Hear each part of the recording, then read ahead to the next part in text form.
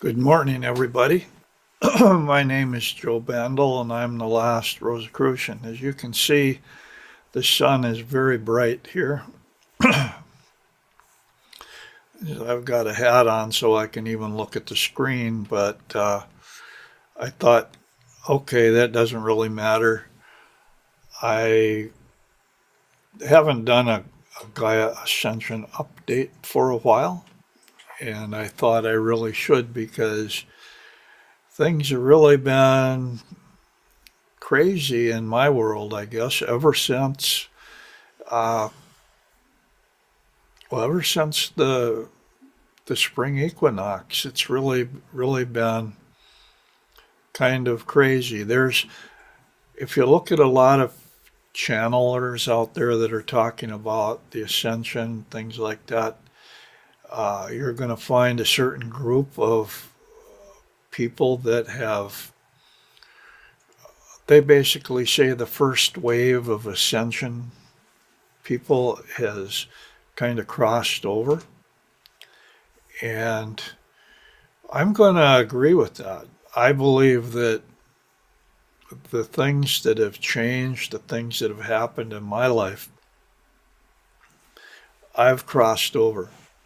It's the changes are just too much, and I'm going to share a couple of those things that are pretty neat. But of course, some of you may have noticed that I've started posting a lot of fiction stories, short little daily episodes. One is Anarchist uh, Time Nights series, and the other is uh, Oak and Spire Tales. They both have the same characters, and I'm currently putting out some serious stuff. That's not a lot of it, but a little bit of it on the Oak Matrix.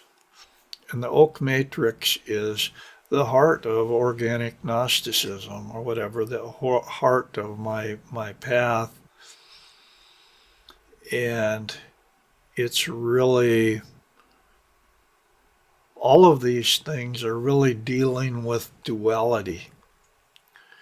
And it's a specific kind of duality. It's duality as a loving embrace, as opposed to the duality of opposites as male, female, and a loving embrace, as opposed to duality as opposites that are trying to kill each other. That's all it amounts to. And what's happening is I've had incredible validation for that stance, for that position, and had things that are basically almost impossible to. I'm not going to talk about them because they sound so wild and crazy, but they've happened to me. One of those is, of course, the new, uh, like I said, the new posts that I've been doing. But there's a couple shifts that I want to talk about in particular. One is this morning while I'm walking the dog, and this is a couple days after that solar eclipse.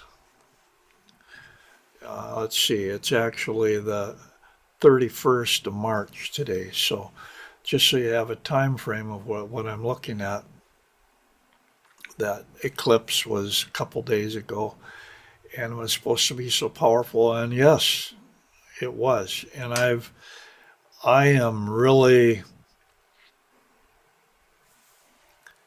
I'm so surrounded by light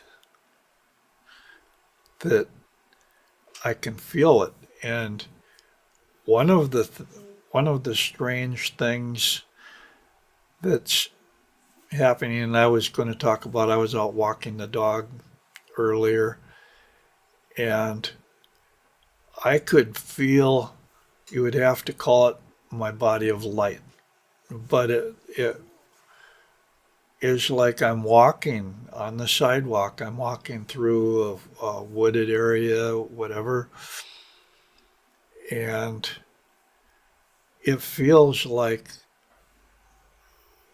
my entire body is a body of light that's very strong and like steel.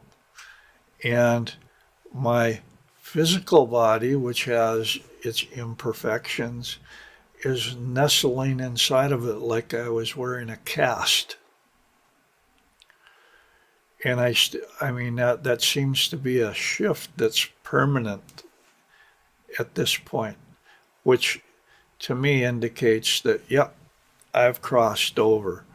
And that energetic body is crystalline body, whatever you want to call it. I've think of it as that oak matrix body, whatever, uh, solid as can be, and the physical body kind of resting inside it and being rejuvenated. We'll see how that goes, but that's kind of the sense that I have of it. It's very, very profound.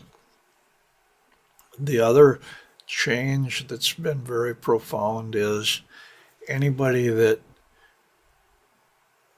has been following a lot of my translations and things like that over the years, you realize that I really have kind of a, well, I have my light side as a light worker and activating that. I really love that little dark aspect uh, that's kind of creepy, that has the Ewers, Hans-Heinz Ewers, or some of those German horror stories or the Edgar Allan Poe type of thing that I just kind of crave. Some people might call that dark flame type of thing, but it's very pure.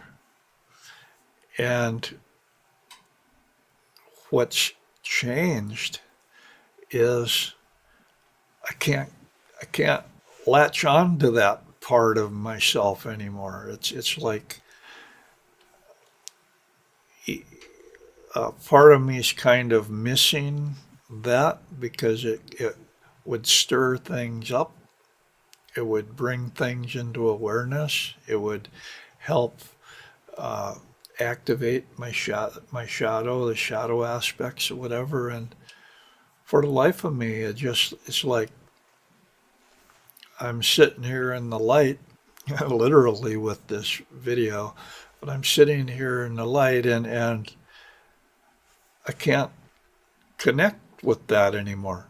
It's not there to connect. I have left it behind. And there's kind of a bittersweet thing. I'm still trying to process that. But it's kind of like it's not there. So if you look at some of these, if you look at some of the posts that I've been putting out, these fiction posts, got my phone, sorry about that, with the phone going, it'll stop. But anyway, a lot of this fiction that I'm putting out now is my fiction. It's not translating somebody else's stuff. It's actually things that have been on my mind for years, and I've never really put it out there. And what I'm finding is it's all essentially love oriented. Uh, the concept of opposites as a loving embrace, and actually, you could even say as soulmates or divine counterparts, drawing upon each other for the power to manifest things. And so I'm struggling with it. Shouldn't say struggling with it, but how would I say? if you follow some of those posts, you might think, oh, this is kind of a silly type of story, or it's not real. There's not really anything very profound about it or anything like that. But other people are going to look at it and it's going to scratch an itch because it's really oriented toward duality as love, duality as uh, a loving embrace type of goal or orientation, and how we are empowered by that, how our souls develop, things like that. And for the life of me, I'm trying to learn, I'm still learning, I'm trying to learn how to write fiction from that perspective, because there's just about everything in our world is duality as conflict, duality as war, duality as uh, fighting against the bad guys, the enemies. So I'm sitting in this space, and it's a brand new space. It's a space that I'm still adapting to because it's totally kind of caught me by surprise. Yeah, how am I gonna work with this? How am I gonna deal with this? But it's feels on the other hand, it feels good and it feels right. And it let's take the last week. Let's take the actually even going back to the spring equinox. We can say every one of these days, these trigger days, the equinox, uh, that the lunar eclipse, the new moon eclipse, every single one of those, some people, the energy's just been coming in incredibly, and it's still coming in. It's going to increase. And every single instance of that for me has been, I've been able to get something done. So it's been empowering. It's not been my head spinning. It's not been things blowing up. It's been the ability to move forward with focus and purpose in an uncanny way, which I look at some of the posts online about how this is dealing and how it's setting up for the next 6 months, whatever you want to say, that it's really lining up. And for me personally, it's been a friend. It's really been a friend. And I that also adds evidence or credit to the fact that I'm one of that first wave, and I have made a definite shift, a definite energetic shift that I can feel out there. And the fact that other people are writing about it implies that to some extent I'm not the only one. There's other people out there that are dealing with these kind of things. So that is my Gaia Ascension update. And I will say that I believe everybody's waiting for that solar flash or that big event. I think it's already happened. And I think it happened in a sneaky way. I think it shot right to the core of Gaia and kindled the spark from within Gaia rather than coming from the sun and blasting on the surface. I think that the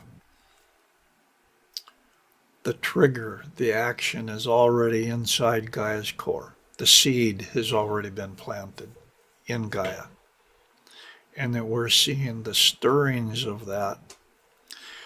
All these people that are waiting on a big solar flash from the sun or whatever, that may come, but it's not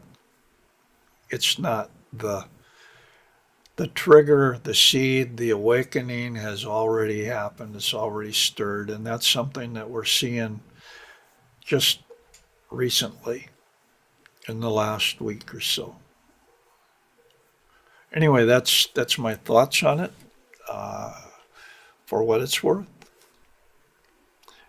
talk to you later. It's really important to